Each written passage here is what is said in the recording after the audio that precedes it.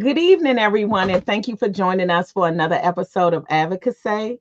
Tonight, we are excited to get a lot of legal information pertaining to our special needs individuals, and some may find that it even affects you in life, period. I think this is an episode for everyone. Mhm. So, of course, I'm Paula, that's Bunny, and we want to welcome to the platform Melanie Marban. And Melanie, can you jump right in, tell us a little bit about yourself, and let's get started. Yes.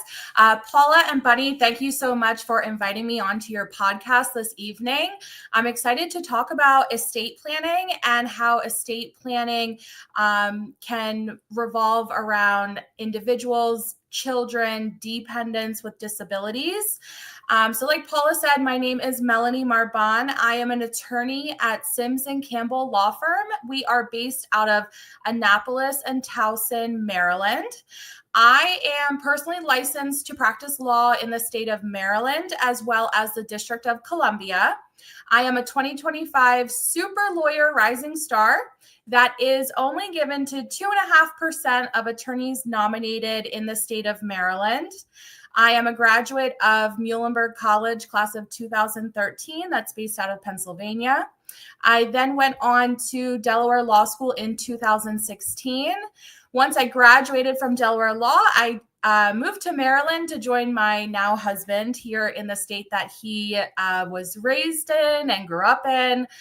We reside in Anne Arundel County, and we sponsor a local United States Naval Academy midshipman.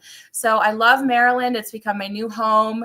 A little bit about the firm that I work for. Sims and Campbell is a boutique estates and trust firm. That is all we practice at our law firm. Both our law firm was actually two separate law firms that have about 20 to 30 years experience from each firm. Jane Sims and Frank Campbell joined forces in 2019 to combine their firms into Sims and Campbell. We have 11 attorneys on staff. Like I said, we have offices in Annapolis and Towson, and we have attorneys licensed in Maryland, DC, Virginia, Pennsylvania, New York, Florida, and Arizona. So those are states that we practice in and we are able to give legal advice in. So tonight I am going to be talking about estate planning, specifically how we can incorporate estate planning when you have dependents with disabilities. What I like to always start off with is estate planning sounds very daunting, right? It's something everyone knows they need to do, but they might not have their estate plans in order. I come always bearing gifts of statistics. So statistics of 24% of Americans have a last will and testament. So that leaves a large majority of the population without an estate plan in place. Americans with minor children are the largest population without estate planning. And 47% lack estate planning, really just due to procrastination. It's not the most exciting topic. Who likes to talk about incapacity, illness, death one day, topics people don't like to face. So that's really a big reason why people do not estate plan. Another reason is lack of understanding of the law. So that's my job, is to help you and guide you as changes are made in the law, whether that's federal or state laws. That's my job. And then I think it's important, especially for this podcast, for people to realize 1 in 59 children have some sort of at least a learning disability. We know that there's multiple types of disabilities. I've learned that through your podcast, physical, emotional, different learning disabilities. So with such a prevalence of disabilities with throughout children, it's important to have estate plans in place that think about them, plan for their future, while also planning for your own future. Mm-hmm. So the biggest concerns that I hear when I have a parent come in who is looking for guidance on estate planning when they have a dependent with a disability is, what is going to happen to my dependent? who will look out for their best interest, right? Because everyone knows no one does it better than mom and dad, right? Mom has everything lined up. I know my mom is watching right now, and she will say, no one does it better than mom. Mom knows her child the best. So who will step in and look out for your child's best interest? Who will step into your shoes? And how are we going to make sure that your children are going to have health, happiness, and security in the future when you're not there to specifically care for them? So I tell people the goal with estate planning with your dependents is we want to protect them, but we do not want to limit their potential. So it's important to make sure we're enhancing the quality of life for your child during all stages of life. So people hear estate planning and they say, well, I think that's for the wealthy. I think that's for the rich. I don't think I have enough to have an estate plan. So I tell people, if you own a car, you have an estate. If you have a bank account, you have an estate. If you're over the age of 18, there's a reason why you need a document in place. That could be a power of attorney. That could be a last will and testament. There's different documents that make up estate plans. Every estate plan is unique. So let's start with what is an estate. An estate is everything you own at the time you die. It's your car, your house, checking and savings accounts. It's your investment accounts, any retirement accounts you have at work. It's life insurance if you have a life insurance policy. It's also all of your stuff. So think about the beautiful jewelry you have, the baseball card collection. If you've ever had one of your children say, I want that. Mom, can I have that? Dad, can I have this? That is something that probably people will fight over in the future. And we want to make sure we have a plan in place to really prevent fighting, because when you lose someone, that time should really bring families together. It should not be tearing them apart. So once we establish that you have an estate because you do own things in your name, we want to figure out how are we going to transfer these assets, whether that's to a spouse, to a sibling, to children, or even to charity or friends. We need to figure out what is the best tool to get that asset to that person or that charity. So the first way people think of passing an asset is through co-ownership. And this is, think about when your name is on the title to a house, usually spouses. When one spouse passes away, their share passes to the surviving spouse. So that's one way you can pass an asset. Is that automatic? So that's a good question. In the state of Maryland, we have something called tenants by the entirety, and that is reserved for married couples only. So as long as you own property as a married couple that way, yes, that will be automatic. Now, if you are not a married couple, you can still hold property as what we call joint tenants, and that will also pass property the same way. Just doesn't have additional creditor protection that you might get with property that you own as tenants by the entirety. Okay. Another way that you can pass an asset is by beneficiary designation. And this is probably one of the most common things your viewers or the two of you have thought about. Beneficiary designation is listing the transfer on death beneficiary, whether that's usually a retirement account or life insurance policy, passes to the death beneficiary right away. So these are great ways to pass assets outside of the probate process, and I'll get into what probate is. Another way that you can pass assets is by writing a last will and testament. And that's a basic document that says what you wish to happen to your belongings and to your assets when you pass away. Now, a will is your wishes upon death, so it does not take effect until you die. And what happens is, at least Maryland law requires the will to be filed in the court. And then the court oversees the process of retitling the assets to your named beneficiaries. Now, if you die without a will, the state already has a plan in place for you, which you may not like. That plan really, it kind of falls along your family tree. So we look Mhm. first to see, do you have a spouse? Do you have children? If you don't, do you have living parents? If not, do you have siblings? Do you have nieces and nephews? And so further out the family tree. So I tell people, if you don't like the sound of that plan, make sure you have your own plan in place. Usually the moment I say, well, do you have siblings? Some of them give a little look like, yeah, I didn't pick those siblings. So if you don't like the sound of that default, it's important to have a plan in place that honors your wishes. Mhm. Now, something that I usually hear a lot is, well, if I have a will, I avoid probate. And that's not true, because a will has to be filed in court. So it guarantees that whatever assets you have go through the probate process. So they will go through probate if you do not co-own them with someone and if you do not have a beneficiary designation. A fourth option, and the last option, the last way to pass an asset, is with a trust.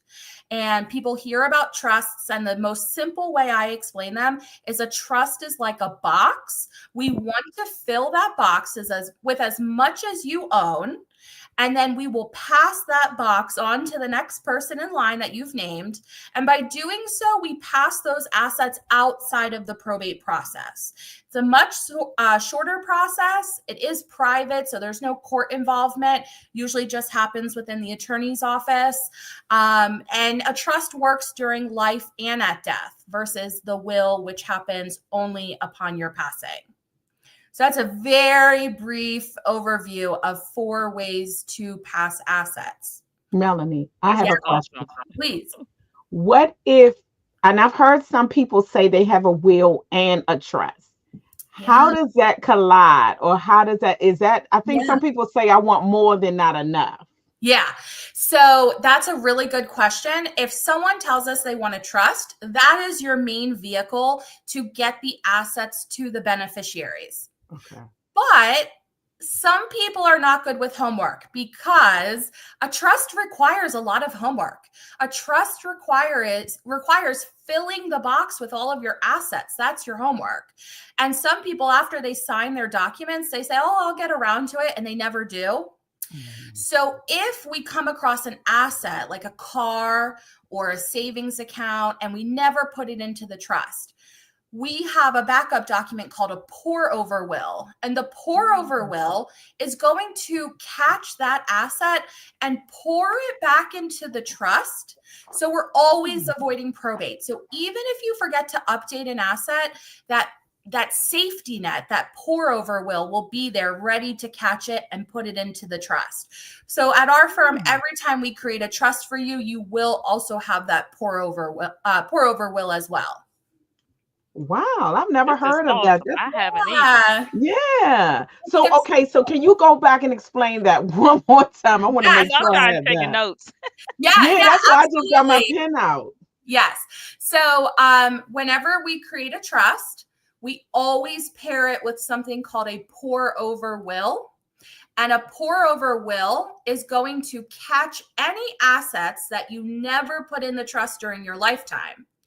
And that will is going to catch them and pour them back into the trust.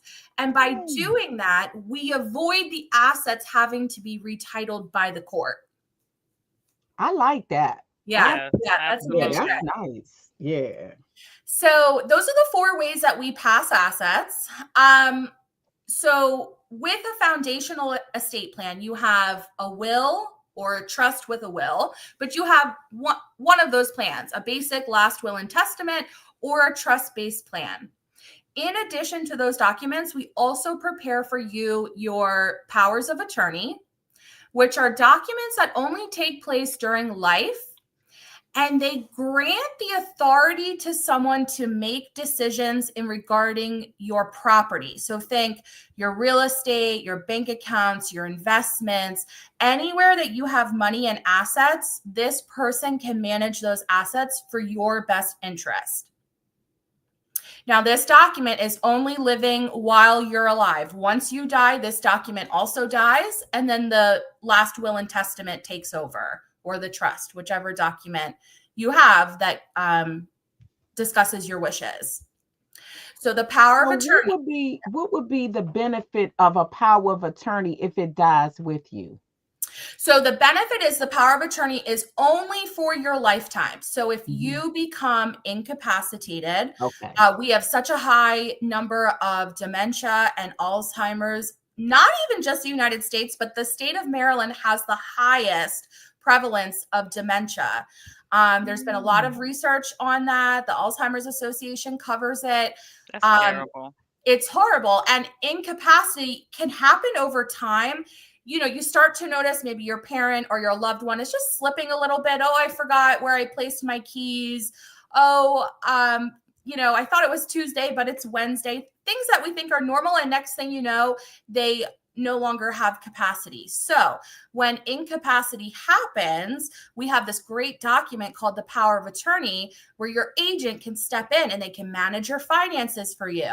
If you go into a nursing home, they can sell your real estate for you. It's really a great document that when it's drafted properly, someone that you trust can step into your shoes and continue managing your life for you. Now, Now, is there a Melanie, medical? I'm sorry. I'm Yeah. sorry, Bunny. Real quick, let go me ask ahead. you: Go ahead. is Yeah. it a medical portion that goes along with that, such as if I feel as though, for instance, my husband is slipping, do I have to go through get some type of medical documentation for me to be able to step into that power of attorney shoe? That's actually a really great question. There's two parts of that. Depending on what you are trying to act on his behalf for, we might require doctor's notes Okay. that say, okay, Paula, your husband is no longer has capacity due to dementia or due to a stroke. And you can now step into his shoes and act on his best behalf. Another option that we see a lot is people bring their family members in to meet with us. And as attorneys, we are able to evaluate a client for legal capacity. And legal capacity is the lowest threshold out there. It's lower than medical capacity. What it really says is, does this person know who they are, where they live? Do they know where their assets are? Do they know their family? If they can answer all of those questions, then we find that they still have capacity. And a doctor might not agree with us. Sometimes we get doctor's notes that say, oh yeah, this person cannot make decisions for themselves. But I talked to your mom and dad and they said, oh, well, I bank at BB&T. My daughter's Paula and I live on 123 Sugar Lane. Mhm. So based off of that, they can still tell us their wishes. Now, there's ways that we can make sure you can assist them without completely taking over. But yes, there are different ways to establish the incapacity so you can step in and start using the power of attorney. Okay. And Bunny, you had a question, right? I have so many questions. Oh Yeah. my goodness. So, Melanie, you Yes. stated that the power of attorney, Yeah. it goes away once you die. Yeah. Now, I heard something about a dual power of attorney, and it's while you're living as well as when you're deceased. Can you talk a little bit about that? Yes, so there's actually something called a durable power of attorney, which is what our office prepares. And it's not during death, but what it says is during life, whether you have capacity or not, this person, this trusted agent can step in on your behalf. Now, you might be saying, why would I want someone to go make financial decisions for me if I have capacity?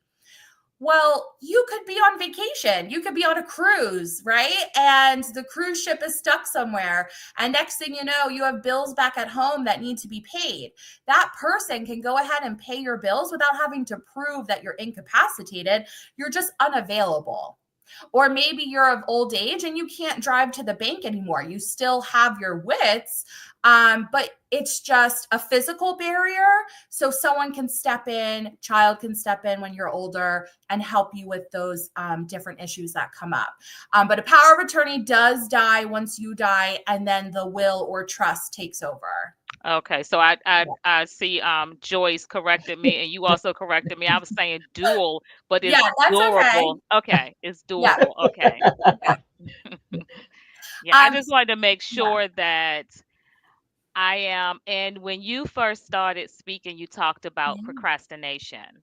Yes. And that's where I'm living at right now, Yeah. procrastination lane, that I Yes. need to like move away from here. Yeah. I've been talking about getting a trust for a while now. I've been hearing so much about trust. I think the last few years we've Mhm. heard so much about trust, Mhm. and I've talked about getting my papers in order. And it's funny you mentioned, one of the top things is procrastination. So I'm Mhm. really hoping that after this conversation that I can move past procrastination and get my affairs in order.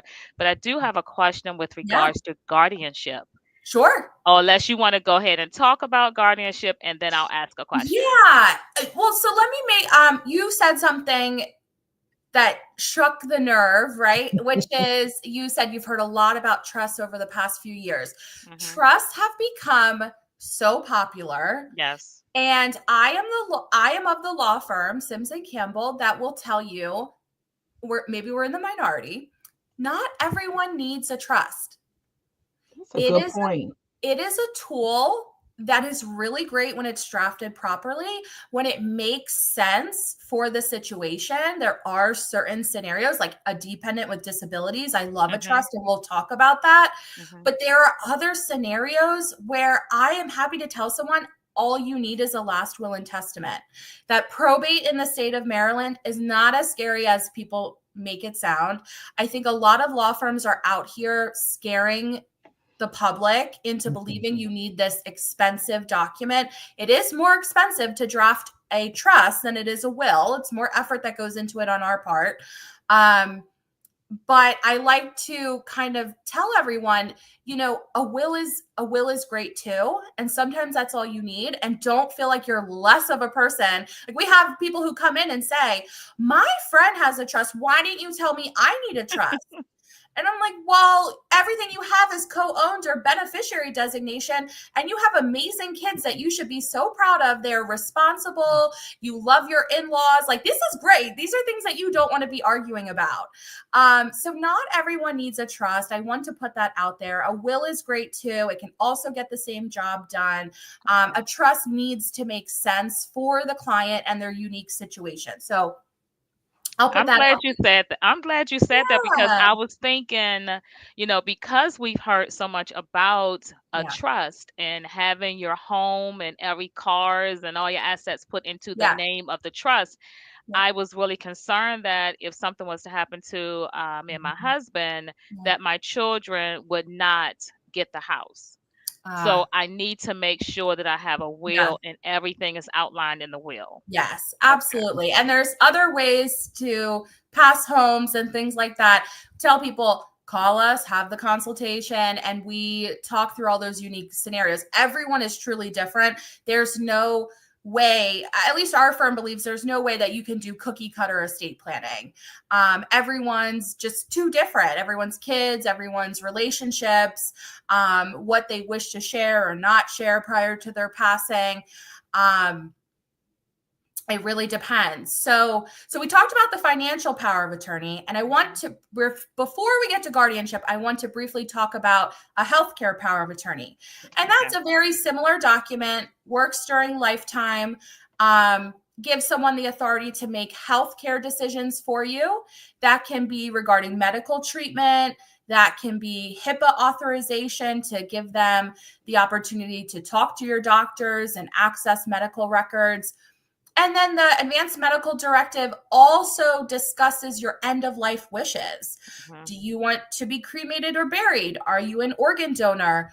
Do you want essentially to have us pull the plug, right? To withhold food and water, nutrition, and different scenarios like that people often struggle with. So that document Is is that very is important to have. is that I such a know. I thing? was sitting here like, Withhold water and food?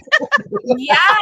So when you, I know it doesn't sound right. I'm like, give me all the food, but exactly. yeah, Keep feeding me. yeah. So I will say, and probably people won't love this part of the podcast, but um, we politely and as gently as we can, we explain to people that sometimes when you still receive water, when you're end of life and you're laying down flat, you can essentially, you could be drowning yourself, and, you know, trigger warnings and all those things. But it's not always, you know, some people insist on it and other people say, just let me go naturally. Some people say they want pain medication to relieve any pain and suffering, while there are some people who are a part of religions where they're not allowed to receive that, and they're not allowed to receive blood transfusions and things like that. So all of those wishes, maybe you're Catholic and you want your last rites written into your plan, whatever it is what we put into that document. Yeah. This is like an IEP. This like an IEP for end of life services. The adult version. The adult version. Customized. It's totally customized. So I can imagine when people come in and all the things that they, you know, want. It's like you say, there's no cookie cutter. I like that. Yes, absolutely. I mean, our documents are very customized. So if we can't do something, it's because it's against the law. Otherwise, we try to accommodate and have it make sense as much as we can, and make it reasonable too, right? We don't want to make it difficult for your family to administer your estate one day. So what's important to note is, regardless of what type of document you're putting in place, you need to have capacity. You need to be over the age of 18 and you need to have capacity. So if you're wheeling your parent in who already has Alzheimer's and I determine they don't have capacity, they cannot sign their documents. Explain to our audience, what do you mean when you say capacity? Yeah, capacity means having the mental clarity that they understand in that moment what they're signing. So they understand what would be the result of signing this document, that everything would go to spouse, everything would go to kids. Would this document skip over those people? Does the person understand this document is saying they're going to be cremated and not buried? They need to have an understanding and appreciation of what they're signing. Okay. And it's important to note the age, right? Because people call and say, well, my child's going off to college or trade school or the military, and I want to make sure that they have documents in place. It's important to make sure they're over the age of 18, and we can't do documents until someone is 18, which is the legal age. Okay. Very important. So you asked about guardianship. So the opposite of capacity is incapacity. And that's where usually guardianship comes in. So if you have no capacity and at the time you lost your capacity, you do not have documents in place, so you never signed documents, then we are going to look to guardianship. And guardianship is a court appointment of an individual who will act on your behalf. So guardianship happens because you would not sign a simple power of attorney document. So the person who would have acted on your behalf under that document now needs to be taken through the court system to be formally appointed as your agent or your guardian. And that process is petitioning the court, giving notice to everyone who could possibly be an agent on your behalf. That's spouses, family members, siblings. There needs to be medical evaluations that happen. We then present everything in court. We present all the evidence of capacity or incapacity. We then have the judge appoint the individual that he or she thinks will serve your best interest. And then there's annual reporting that has to happen every year. So we need to make sure the agent reports to the court what money was spent of the individual who's incapacitated, how is it used. They want to look at all of that, make sure there's no misappropriation happening, misuse of funds. And then it is important to note that a guardianship can be terminated or modified. Maybe the person regains capacity. Maybe they were going through some mental struggles and now they can regain their capacity. But most importantly, guardianship is timely and costly. So if you can avoid it by having documents in place, that's what we always recommend. So what about for, I have a grandson with a disability. Yes. So is the case still the same? The process still the same? Yeah. So it wouldn't be a lawyer answer without saying it depends. It depends on, number one, does he have capacity? And people are so quick to judge individuals with disabilities as, oh, they have a disability, they don't have capacity. There's no way they could make decisions for themselves. Except we have clients who come in who are on the spectrum, who use technology to communicate with us, and they have perfect capacity to make decisions for themselves. They just have disabilities that might take a little longer to process, or they have to communicate with us in different ways. So I always start with, even though you might think your family member does not have capacity, have them meet with me. I determine if they do. And if I determine they do, I put these documents in place for them just like I would anyone else. Now, if I determine that they do not have capacity, then it would be the same process for guardianship. And in the case where we have children who turn 18 and they need guardianship filed, I like getting a guardian appointed as well as a successor guardian. So we're not going through guardianship cases, going through the court process a lot.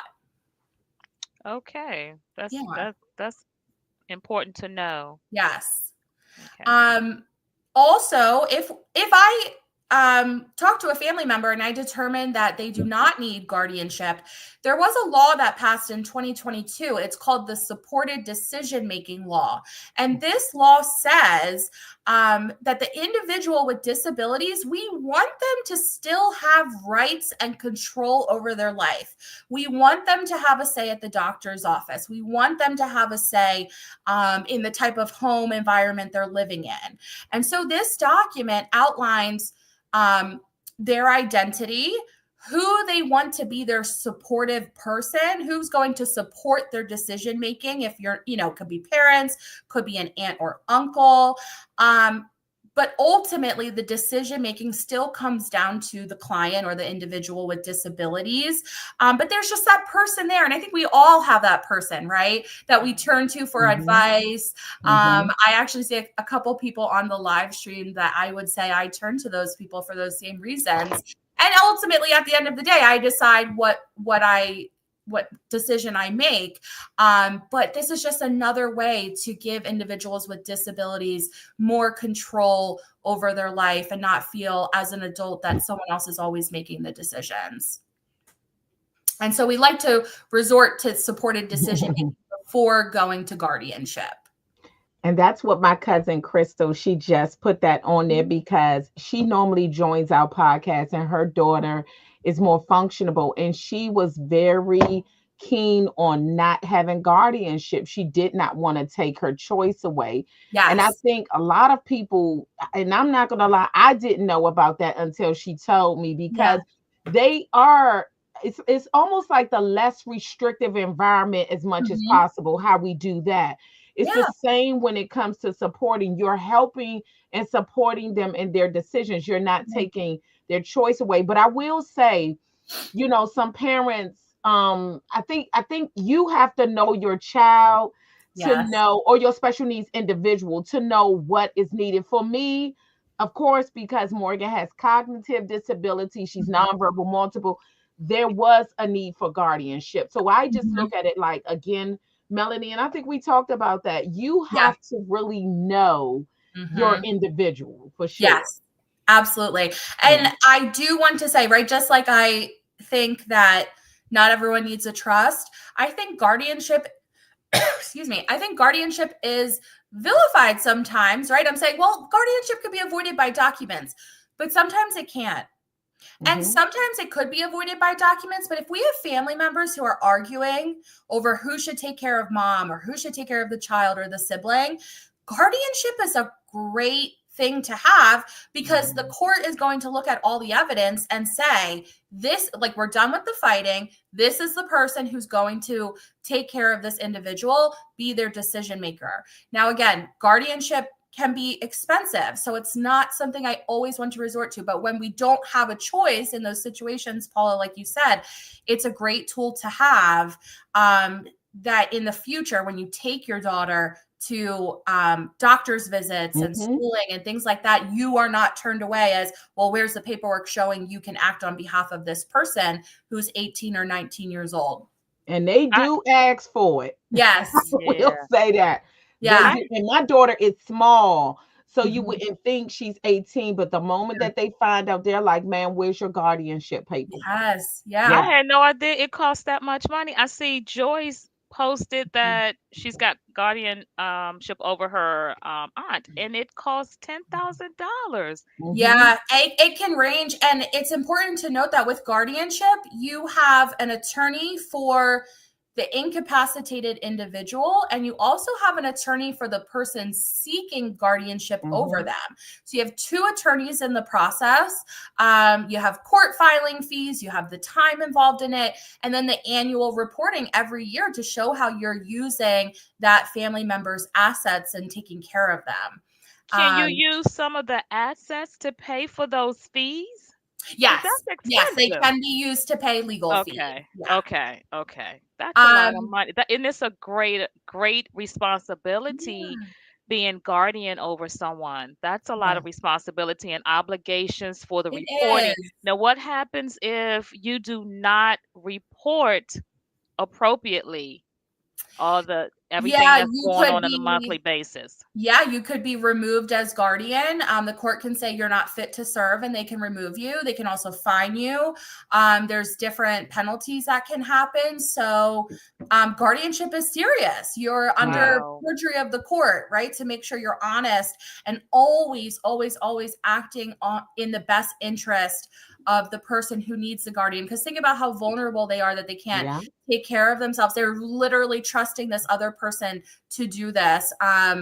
And it's serious. And It's serious. even outside of guardianship, whoever you're naming in your documents, you need to trust them. That's right. If there's even a doubt, like, well, can my son do that your son is not the right person. I'm sorry, but estate planning is not the time to take everyone's feelings into account. That's right. It's really about your best interest.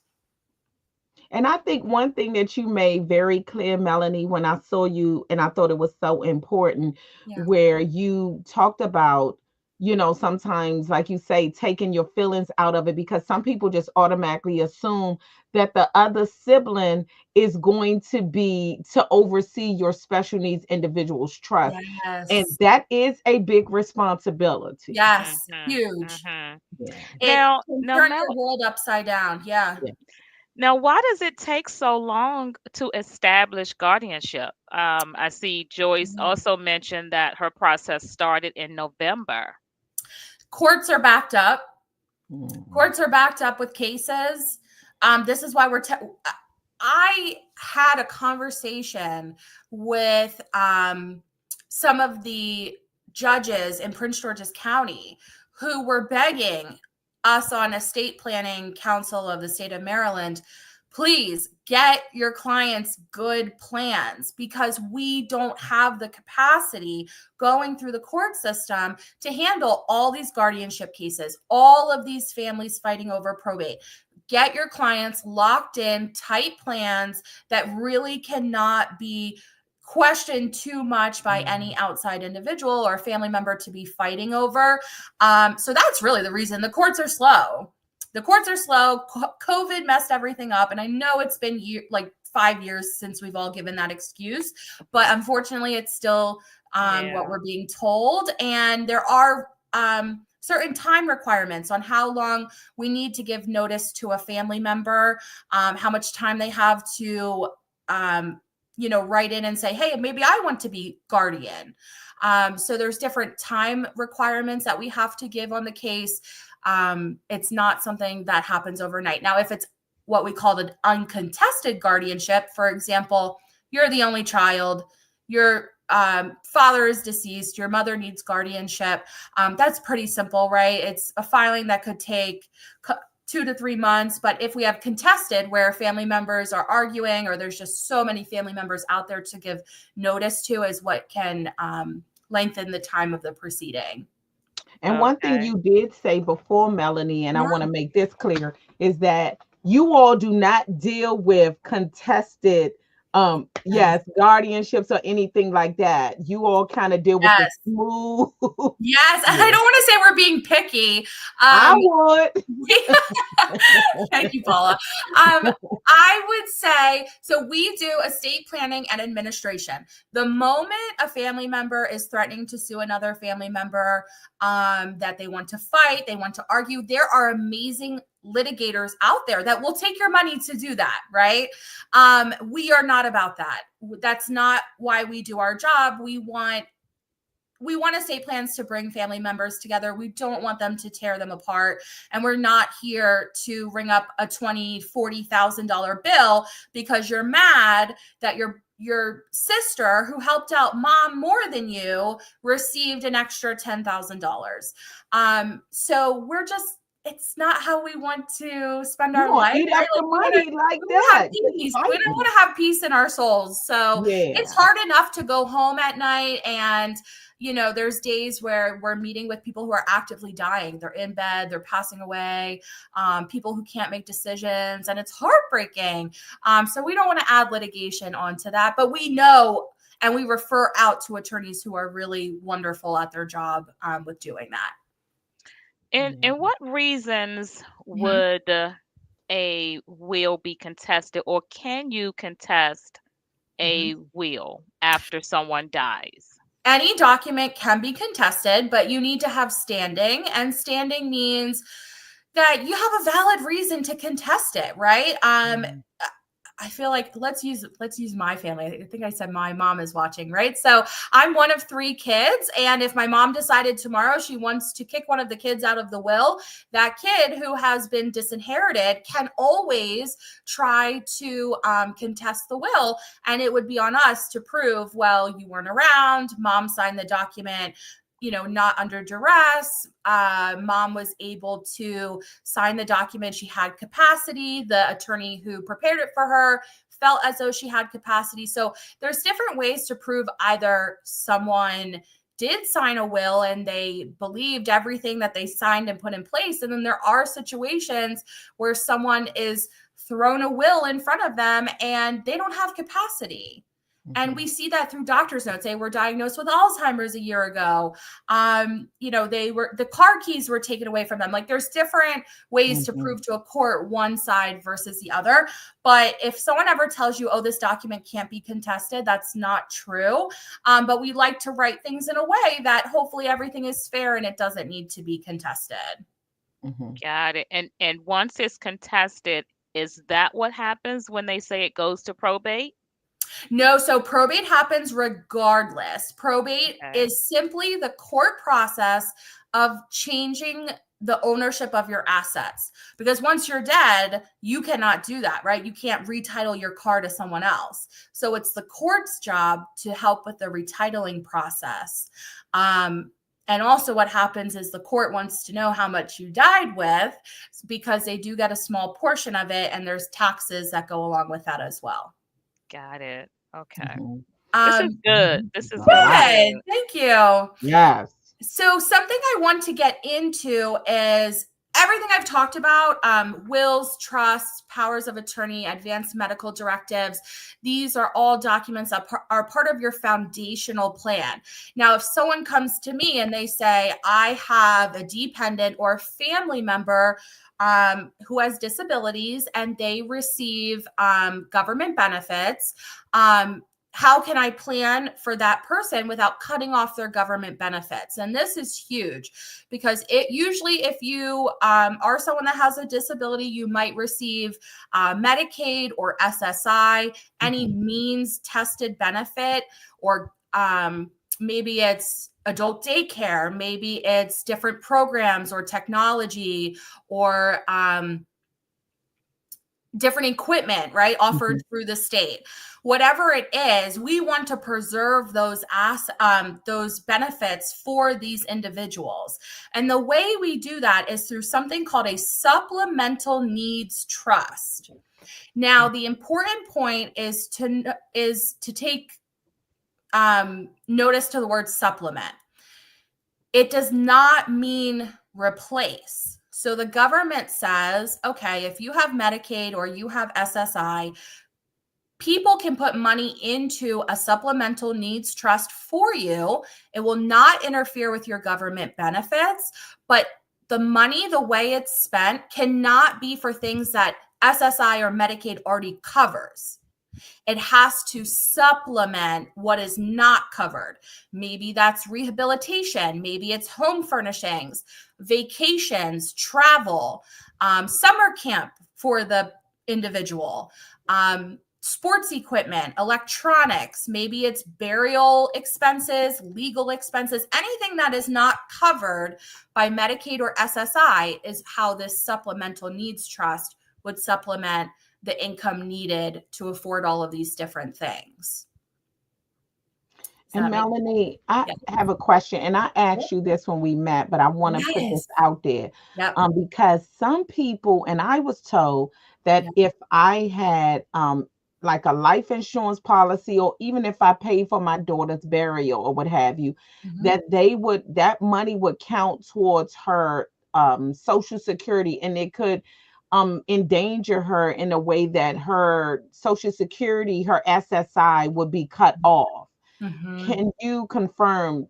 I know we talked about that, but I know I've heard people say that. Can you speak on that? Yeah, any asset that you want to pass to an individual that receives a government benefit should be put in a trust, such as life insurance. Instead of making the life insurance policy benefit your daughter directly, we would set up this trust for her that would funnel the insurance money into the trust. Because as long as the money is not in her name directly, then it's not considered her asset. So we can hold that money in a trust for her. We can make sure the money is spent for her in that way. We just don't want any assets ever passing to an individual with disabilities to them directly. We always want to get it by some sort of other vehicle, which is usually a supplemental needs trust.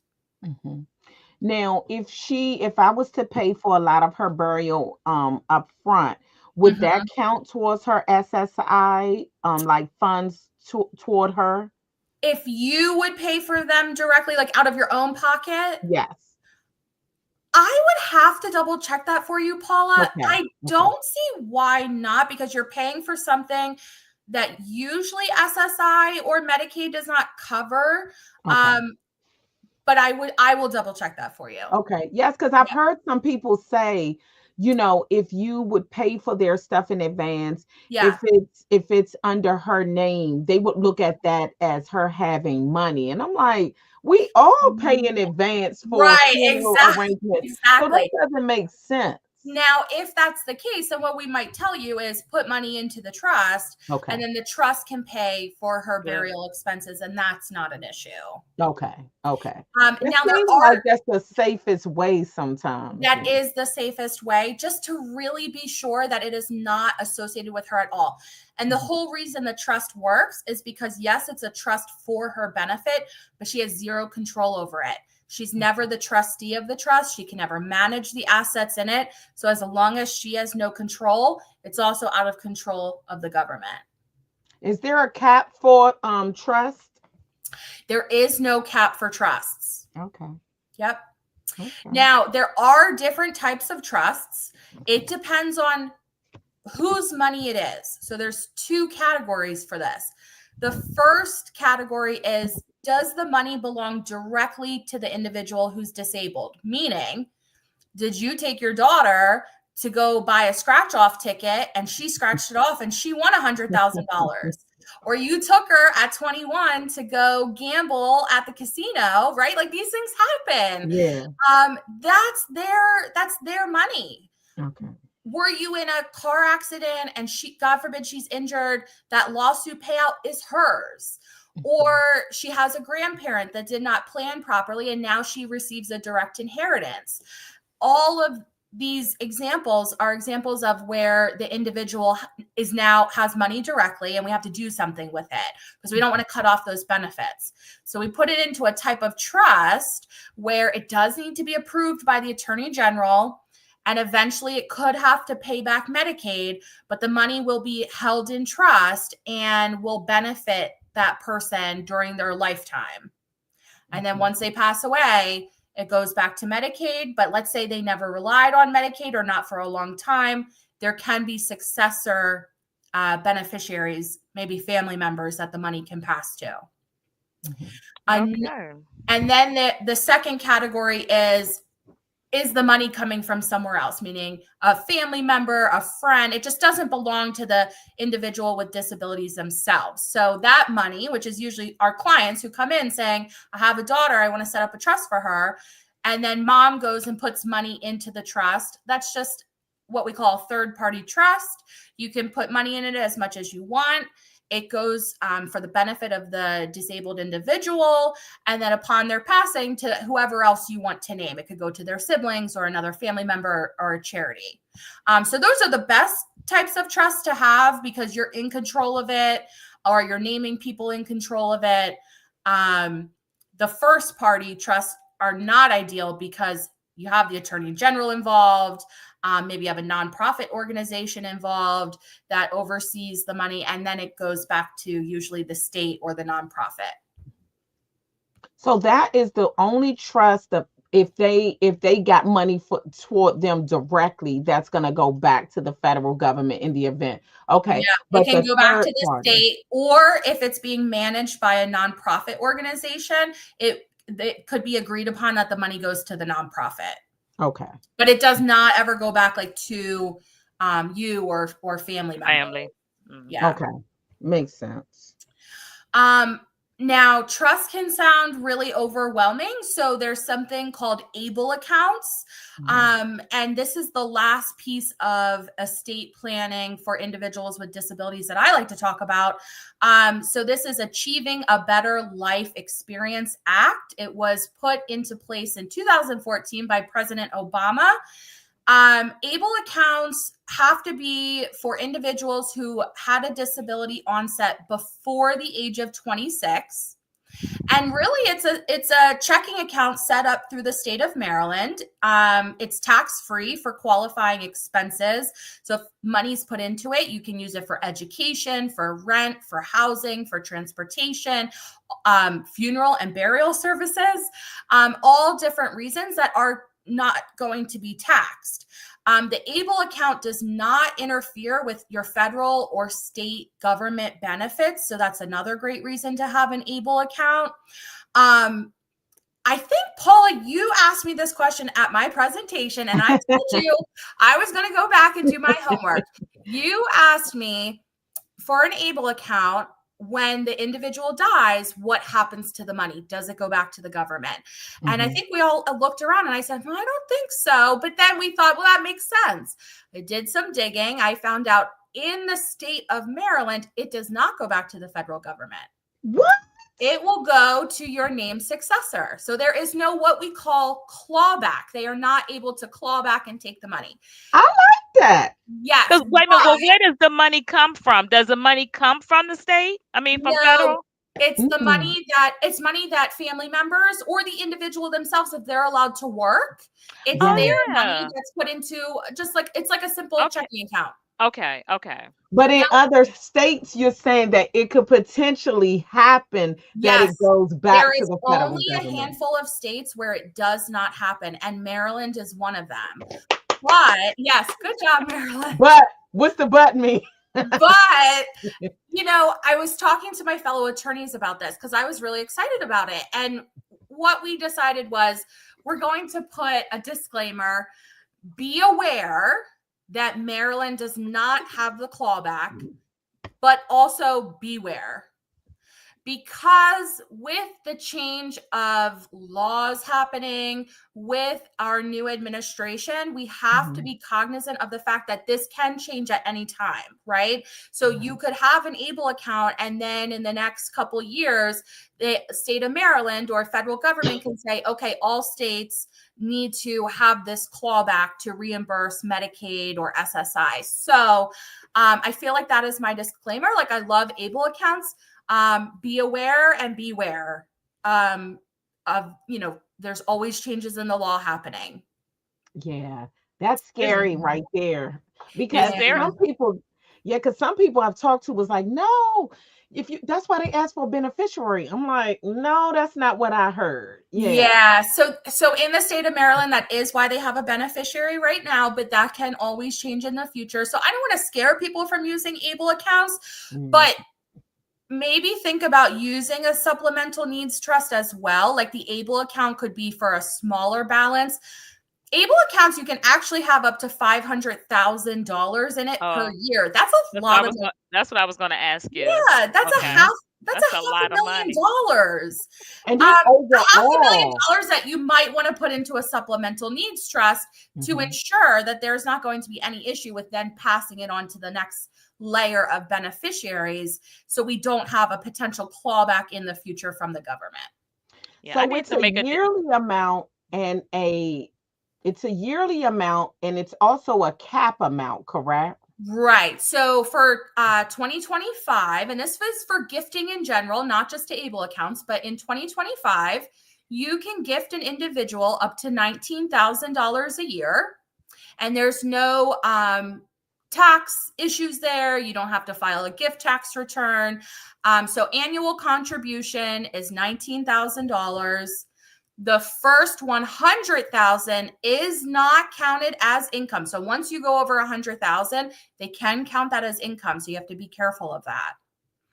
And if you're dependent with disabilities does work, because we have people who come in all the time. They might have disabilities, but I have a client, he works at the local mini golf course. I love it. It's awesome. So he can take his income that he receives and he can put it into his ABLE account, and that's up to $15,000 in 2025. So there are little things you have to be aware of with caps. We don't want to get into making things count as income for them, but that's just something to be aware of. And then, so that's ABLE accounts. The last part I want to talk about, because I know we're coming up on time here. This is something that anyone can do, whether you have a loved one with a disability or you just have minor children.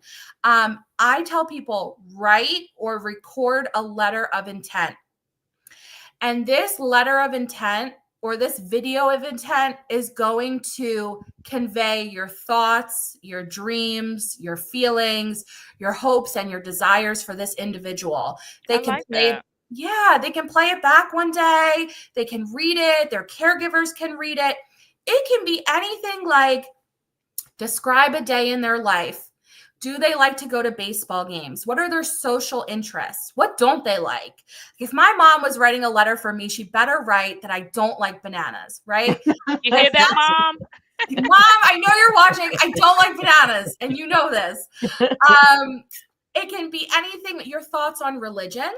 It can be your thoughts on dating, right? Because people with disabilities, I don't know if you've seen Love on the Spectrum, the TV show. I love it. Yeah. Everyone has a right to a love life and a dating life. Maybe it's doctors that you insist they see, or doctors that you had a terrible interaction with, and it's like, absolutely not, I don't want them to see that doctor again.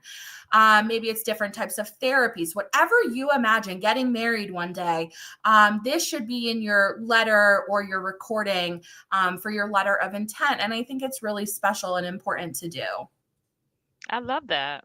I love it. I need to now decide what account I want to set up, because I do want to set up accounts for my grandkids. I just need to determine if I want to do an ABLE account or a trust.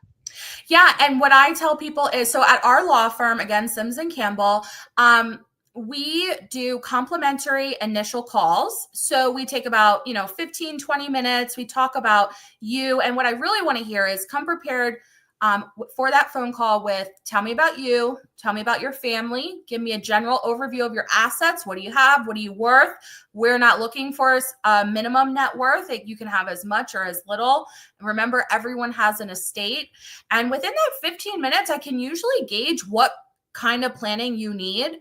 And then from there, if you think we're a mutual good fit, we can set up what we call the plan design meeting, where we go into more details on what you need, how will your documents look, who will be in charge if something happens to you, and what kind of assets, what kind of bank accounts do you need? Does the ABLE account make sense?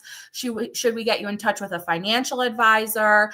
And again, like, financial advisor sounds fancy, but not all of them have minimum asset requirements. So that's really our process.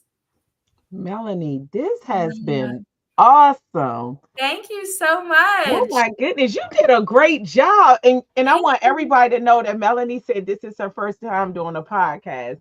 Yes, But first time doing a podcast. I loved it. I was kind of nervous all day at work. Um, but I was really excited to do this because I love educating the community on the importance of estate planning. And I leave people with this. I practiced real estate law for almost 7 years after law school. I was very happy with what I was doing. And in 2022, my dad had passed away. It wasn't something we were preparing for, but I was told, yep, dad has a will. Everything's fine. It all passes to mom. And next thing you know, there were some assets that were not covered under the will or properly transferred by beneficiary designation. And we had to open probate. So, even as an attorney, our families don't have the most perfect estate plans, but that's why we're here to guide and just provide the best advice that we can, and ultimately up to our clients to take the information we give them and make informed decisions. We're not going to tell you you must have a trust or you must have a will. We give you all the information and education for you to make an informed decision about your plan. Well, can This we has been request awesome. you? Oh, look. Yes, lots of helpful information. No, Thank I think I'm you. going to contact you. I want to work with you directly. That's No, so this. sweet. Thank you so much. And I will say all of our other attorneys are really amazing as well. I learn from them all the time. Frank Campbell and Jane Sims, the owners, they are just a wealth of knowledge. Whenever I have questions, if I don't know, I ask them. Everyone at the firm works really well together. There's no competition, and I just love it. So if anyone has questions, please feel free to reach out for your complimentary call. This has I been will be amazing. reaching Thank you out. so much. This You're has been Yes. welcome. amazing. Oh my goodness, this was awesome. Thank you so much, Melanie. I've been looking forward to this all day long. And when I first Mhm. heard Melanie, I was like, this is going to be great.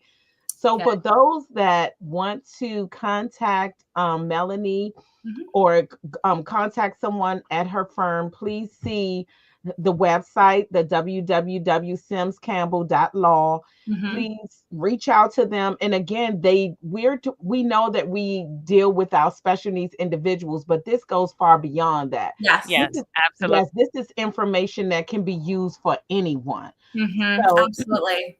again, thank you so much, Melanie. You You're will be hearing welcome. from me. I will be calling All for right, my. Paula. I always enjoy talking to you. So it was so nice to see you again. And Buddy, nice to meet you Nice meeting you Yes, as virtually. well. Thank you so much. You're yes. welcome. Everybody have a great weekend. Yes, thank you. Have a good night. Bye.